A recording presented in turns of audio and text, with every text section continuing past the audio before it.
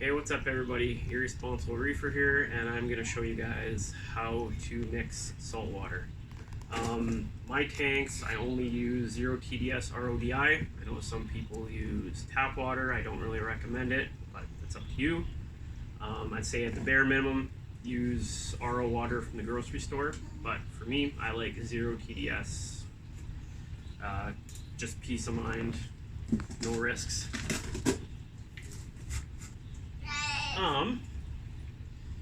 Today I'm going to be using Fritz aquatic RPM salt.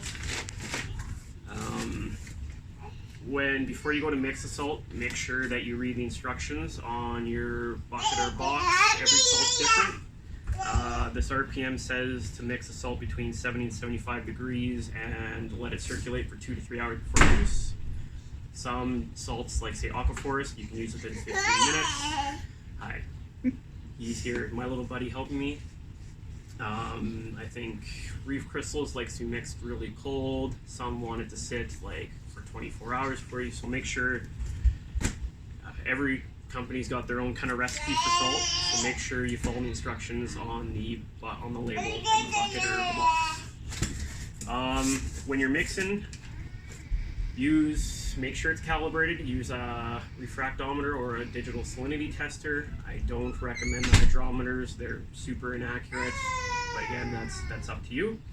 I use a refractometer, but I'm planning on getting a digital salinity tester soon. When I open up a new box or bag or bucket or whatever, I always roll it. I've heard that some of the elements and stuff in it from shipping and sitting in packaging for a while can settle out. So I'll roll the box, mix it up a bit, roll the box around, try and get it mixed up a bit, so I don't have like pockets in there of different elements and stuff.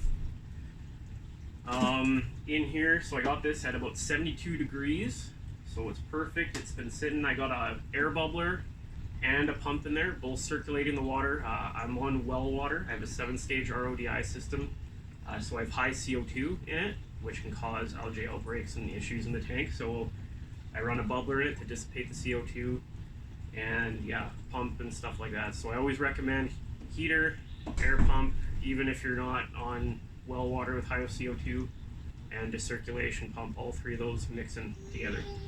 The general rule of thumb is half a cup per gallon. So when you do it, I got a half a cup here. Make sure it's leveled off nice, not heaping or anything like that. And when you put it in, you just want to go nice and slow. Just kind of feather it in. You don't want to dump it all at once and it like clumps on the bottom or anything like that. You want it to dissolve properly, nice and evenly.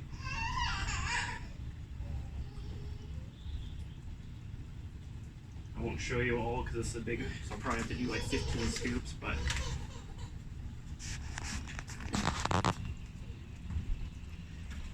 just, yeah, take your time, let it dissolve in properly,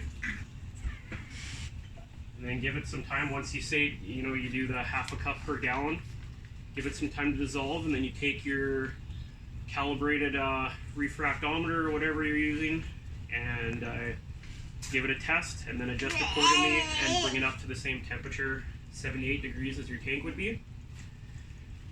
And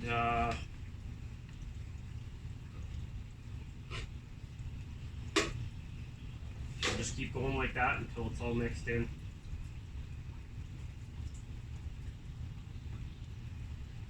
That's 4 now. I'm gonna have to put a ton of this in.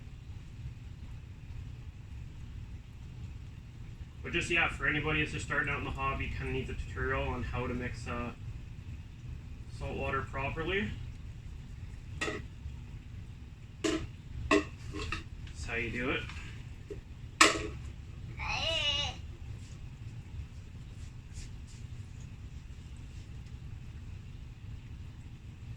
And I just did that giveaway on Instagram. Make sure you go follow me on Instagram, irresponsible_reefer. I want to thank everybody for the support that I had and a lot of participation on my New Year's giveaway, so I really appreciate it. And to the sponsors that were involved, Concrete Ball and Corals, Aquachar, Slide Lock, Niagara Coral Show, Marine Pure, Piscine Energetics. Really appreciate those guys. Helped me with my New Year's giveaway.